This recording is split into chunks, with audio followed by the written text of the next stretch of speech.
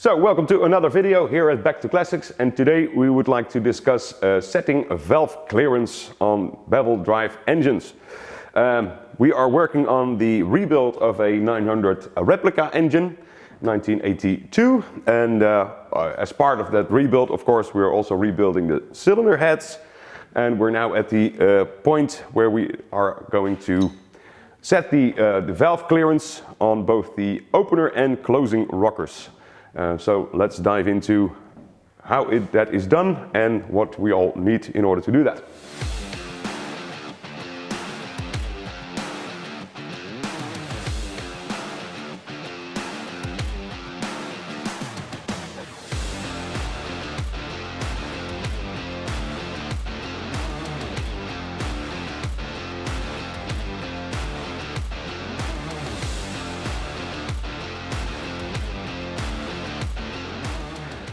First, discuss the cylinder heads themselves. Well, we have been working on these before, in the sense that we have replaced the valve guides on these, and we have machined the valve seats in order to fit new valves. And I can show you how that looks right now.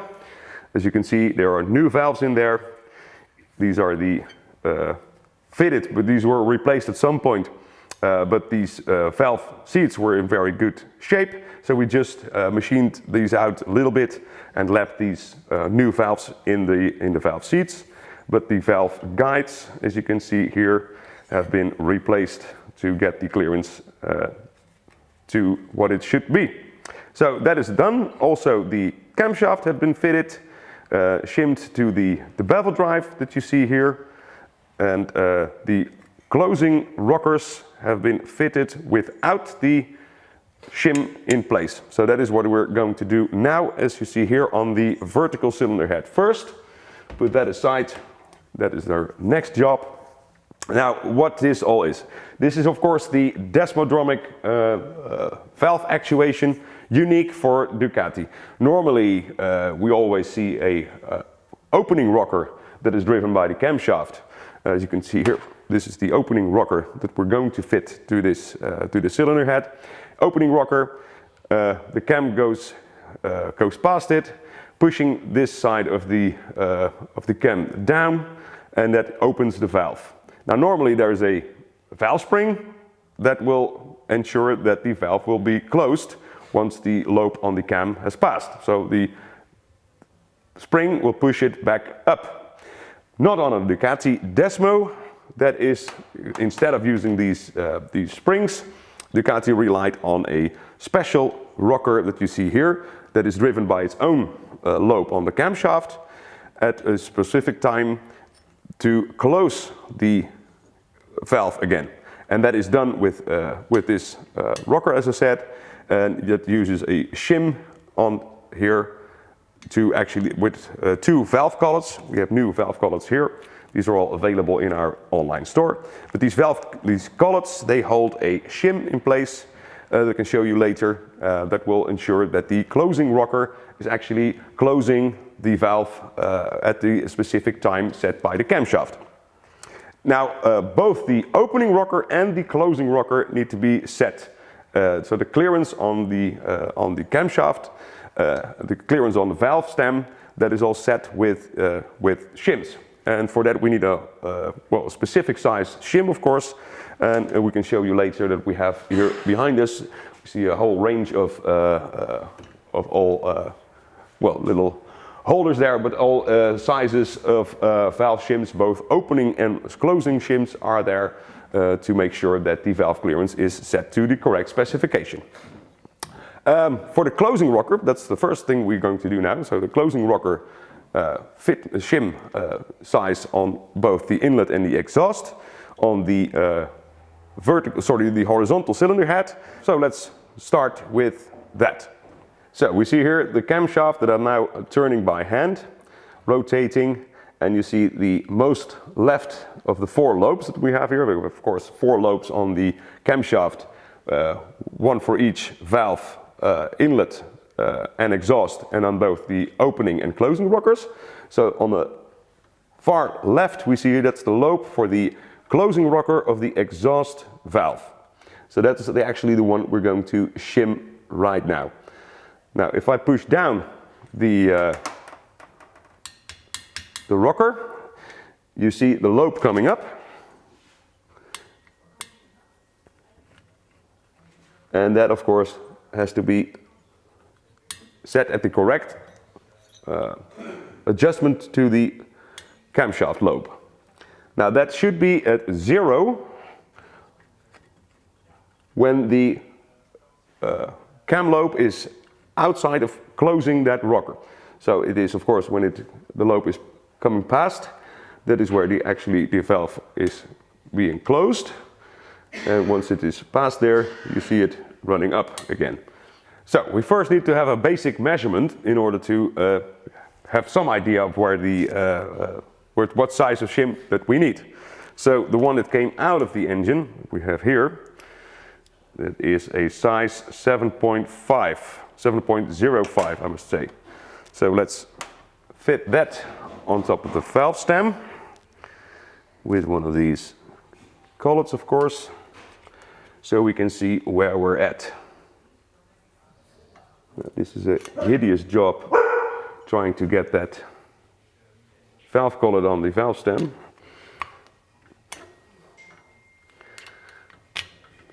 But sometimes you get a hang of it. Just putting one on now, should be two of course, but just to give me a reference for what the clearance should be. Now when I turn the camshaft to where the lobe should be at 0 clearance with the valve rocker, you can see I can still push it down by a mild margin. So we're close, but we're not there yet.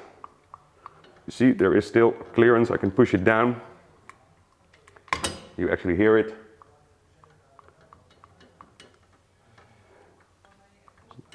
So the shim should be slightly thicker than the one that is fitted right now.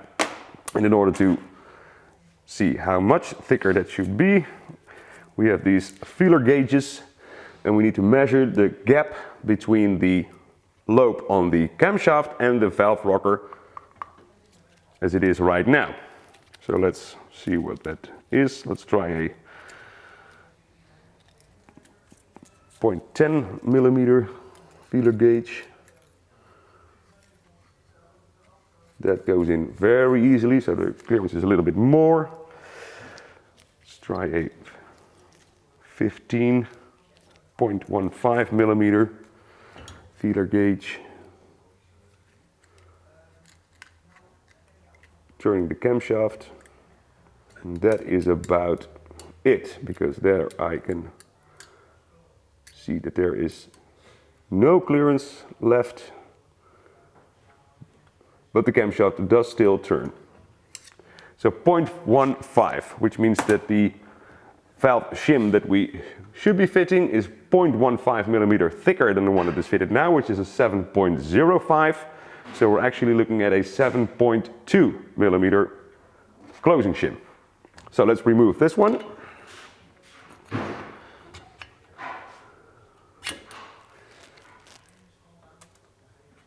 Get that off, just measure it again, see that we're on the right track. 7.05, that's correct. So we need a 7.2, and for that we need to go into our stock of shims. 7.2. Again, measure that to see if it's correct. Yes, that's 7.2. And let's fit that with the two valve collets in place. Like I said, this is a hideous job, getting these two tiny valve collets in place. I always use a little bit of grease so they stick to my finger. It takes a lot of fiddling to get that in there. Okay, so that's in place. Now let's see, turning the camshaft again, and it should be running with no resistance and no clearance. Well, there's definitely no clearance, and I can easily turn it by hand which means this one is set up perfectly. So with the closing rocker now set, we need to move on to the opening rocker. And in order to do that, we're just going to fit the top shim. So that's the shim for the closing rocker. For the shim for the opening rocker. Again, as we found it on the engine. So that is a size. We have a measuring tool here that we always use to fit to measure these shims. And you can see here it is a 1.80 millimeter valve shim. So that's what we put on top of the valve stem. Then we have our opening rocker, and we're going to fit that like this, preliminary in place. And then immediately we can see that there is again clearance on the valve stem. Now in this case, whereas the closing rockers had a clearance of 0 on the cam lobe, here we need clearance.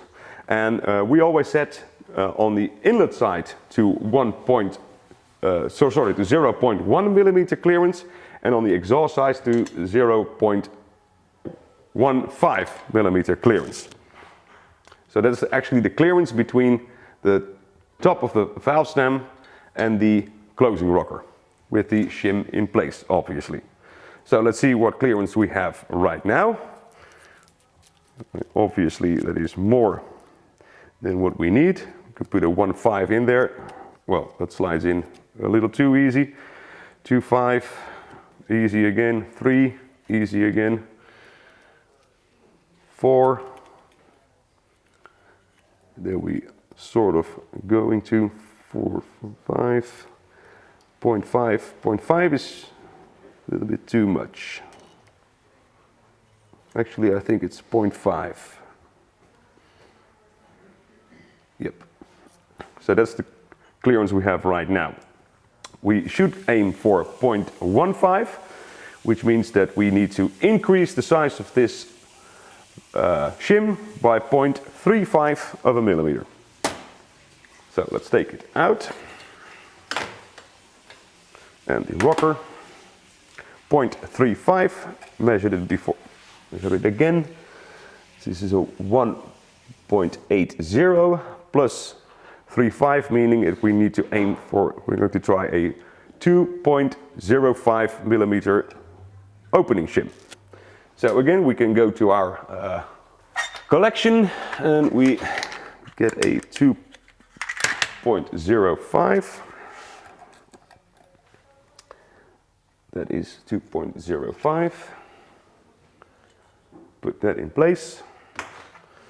And the rocker again.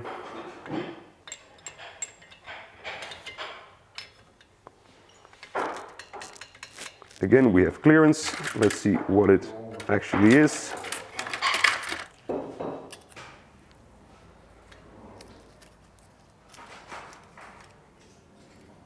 Nice. 2.5.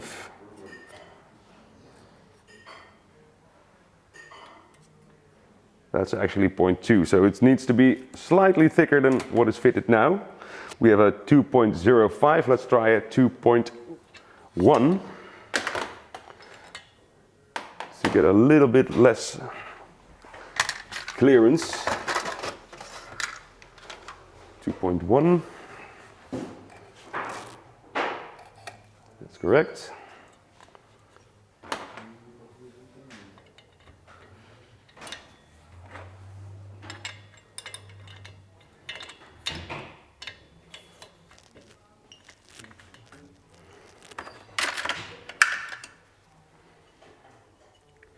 That 0.2 doesn't fit anymore, which is what we like, 0.15, perfectly. So there we have our clearance set at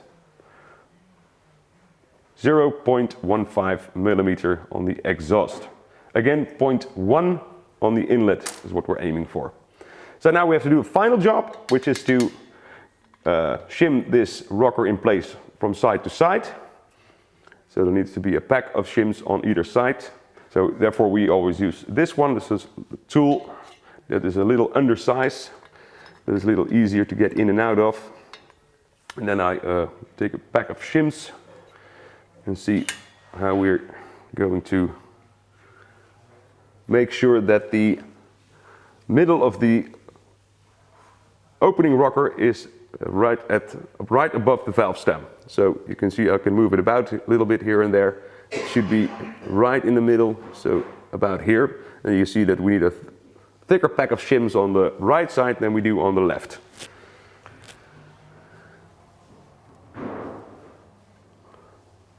Put that in place. It looks like the way we like it. And then some more here.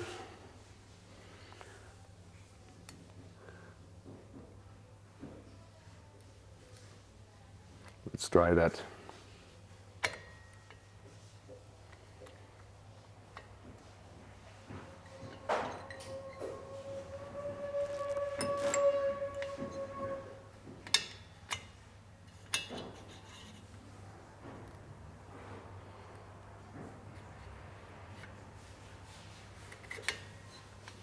There we go. Minimal play. Should not be fitting tight in there, of course. It needs to be moving up and down again, but no lateral play, and it's right in the middle, right there. So that means that we can finally fit the rocker pin back. Hold that in place and fit the rocker pin and remove the tool. So that is one side set up, and now if I turn the camshaft, you can see the valve opening, closing again, and again opening, closing again, opening, closing again, with clearance on the opening rocker and zero clearance on the closing rocker.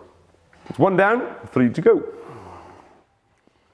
Okay, so you just saw me adjusting the exhaust side of this cylinder head. We now have gone further and also adjusted the inlet side.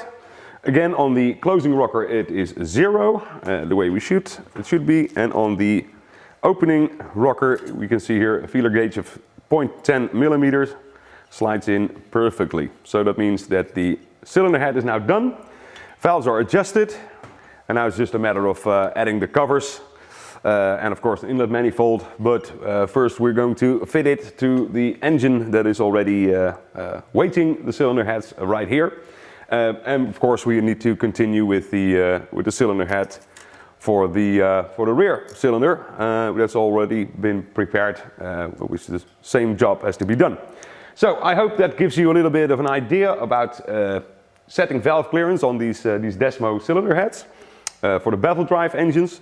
In fact, it's the same for the later belt-drive engines up to this very day. Unfortunately, with the bevel-drive engines fitted to the frame, it is next to impossible to do what you just saw.